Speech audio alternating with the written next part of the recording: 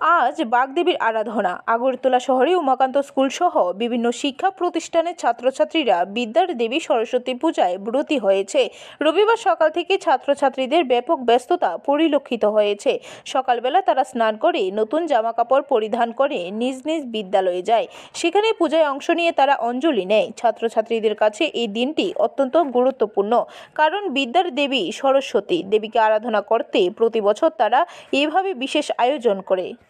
আজ আমরা উমাকান্ত স্কুলের তরফ থেকে সরস্বতী পূজার আয়োজন চলছে, সেটা আমরা গত বৃহস্পতি থেকে স্টার্ট করছি এবং প্যান্ডেল আমাদের স্টুডেন্ট যারা ছিল তারা সবাই সহযোগিতার মাধ্যমে প্যান্ডেল তৈরি করছে। পূজার প্রসাদও আমরা কীভাবে দিব সেটারও ব্যবস্থা করছি। গত বৃহস্পতিবারে সমস্ত স্টুডেন্ট এবং শিক্ষক সবাই মিলে আমরা পূজার বাজার সেরে এসেছি।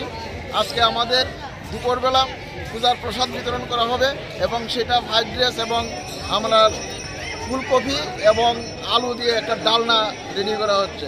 এই পূজার পরেই আমরা এটা দেওয়া হবে। ব্যুরো রিপোর্ট, খবর ত্রিপুরা।